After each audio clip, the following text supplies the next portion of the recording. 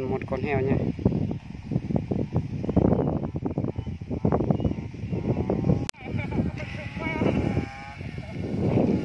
Các bạn hãy xem nha, cái này là kỹ thuật mới.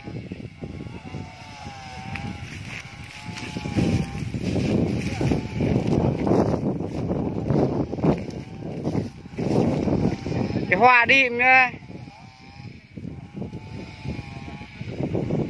Cái đó là làm kỹ thuật nhanh hơn.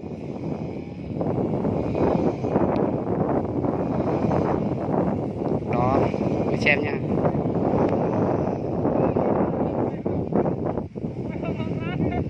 Để thông cảm nha, này gió quá. Để xem cho hết nha. Để làm viên.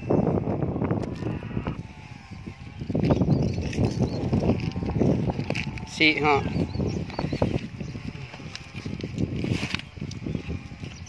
Pui này lắc được màn mẹ. Cặp tuập luôn mà cái ấy. Nghèo.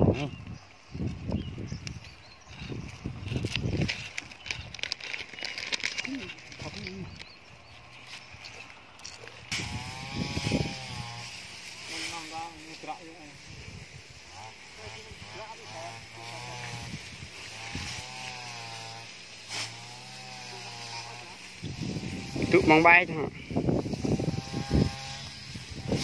Tôm cho một tăm bát kẹo thôi, nó cho nó nhanh.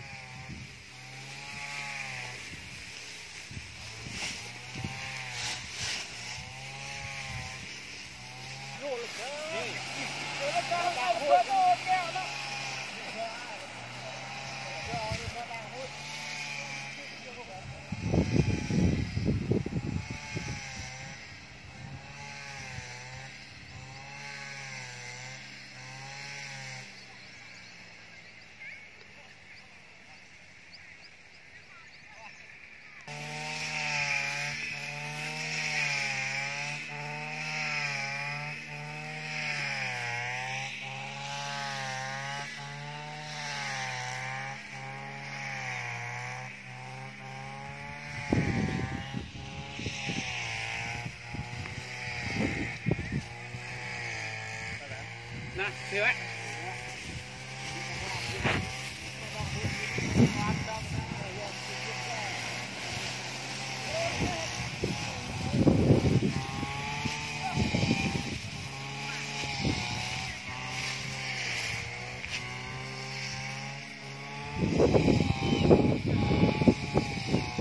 Bao này là sụp luộc đấy các bạn ạ. Sụp luộc. Cái này nó lòng nhau. Heo là 25 kg vừa ăn ngon luôn ạ. Ruột xe đạp đây này. Ăn con heo. Hôm nay là ăn một con heo. Chưa mới đẹp đấy. Đây. Chưa mới đẹp. Chưa.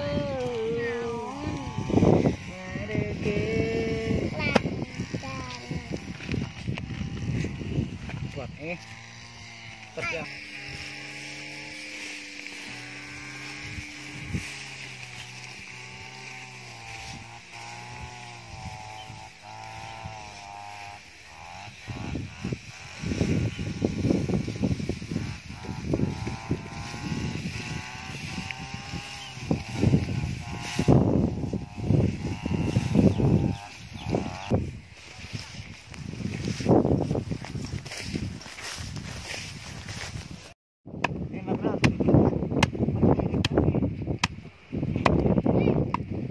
Ông già này làm xuất sắc lắm. Nó to em đây lên nó to em rác này nè. Ba bố rách nhé đông này.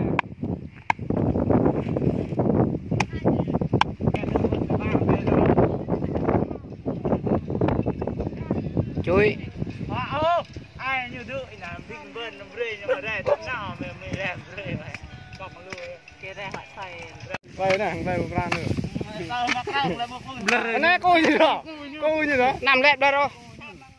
Blur này. Cô như nằm lên. Con này. Mới liều.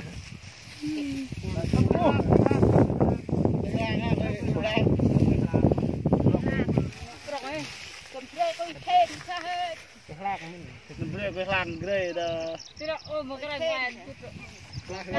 Lah lecak kan? Mà đây lấy. Ô. Nước lai đằng cái. Lại hô đó. Đi lên. Cái nằm đây. Đi dạo. Cắt lecak lah lah. Đó mọi người. Có vực cái này thó kẹo thế.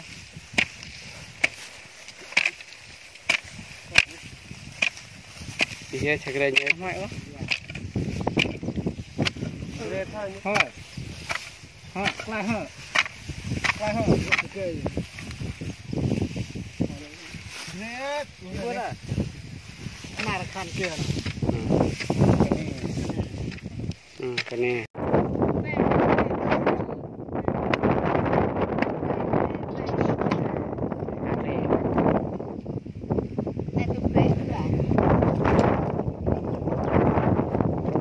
Theo. Quả đã chạy thường.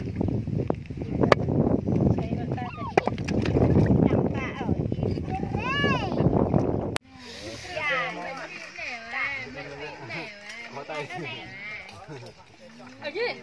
Sao cô phải sai không?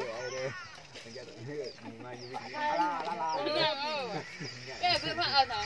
Đẹp mà. Đây năm mươi đồng tiền hả?